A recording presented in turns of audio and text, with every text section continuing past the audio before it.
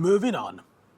Tafawa Balewa Square is an iconic landmark in Lagos State and has recently been a subject of debate on social media.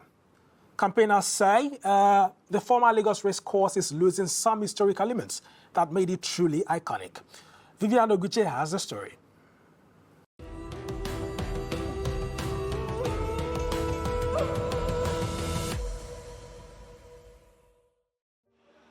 Tafawa Balewa Square, or TBS, is one of the most iconic landmarks in Lagos, Nigeria's commercial capital. TBS was once Lagos Racecourse, a sports field that hosted horse racing, but included a section for football and ground to play cricket. The women got dressed up in their hats. It was like going to Ascot, it was like going to the Kentucky races. The men were there either as jockeys, horse owners, to bet. It was amazing. Nigeria's independence celebration and lowering of the Union Jack were held there on October 1, 1960. The course was later demolished by the military government of General Yakubu Gowon to make way for Tafawa Balewa Square in 1972. Buried within its gates on Lagos Island are historic and golden moments. Barely 2 weeks into 2023, Lagosians woke up to find these gates with intricately woven pieces pulled down. I like to think that when Paul Mount designed those gates, that they were designed as a symbol of our complexity and our beauty. It was one of the monuments in Nigeria that has been established legally as a historical monument.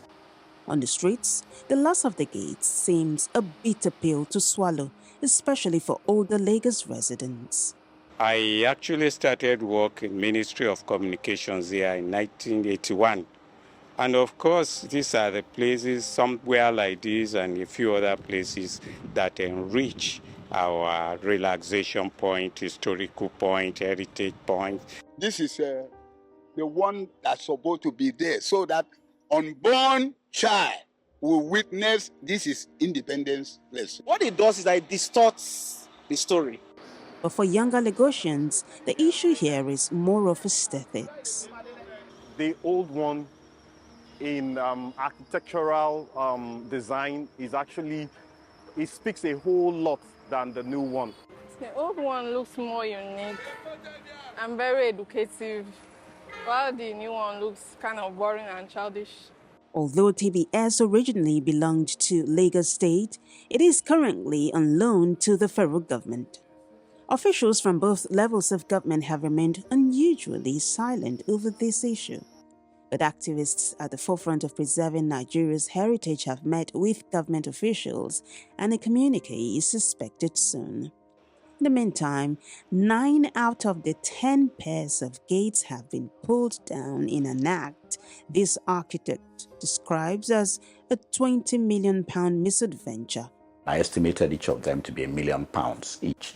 Now that they've destroyed 18 of them and 2 are standing as one gate, one can almost imagine that the remaining gates must therefore be now more expensive than even all the others put together. If we're thinking about where we are now with the Benin bronzes, where we're demanding our culture and heritage come back, here is us destroying that culture and heritage. The battle line seems to have been drawn. And for these advocates, the fight continues for the repair and reinstallation of the vandalized gates, and most importantly, the protection of the only surviving pair. Vivian Oguche, Gist Nigeria.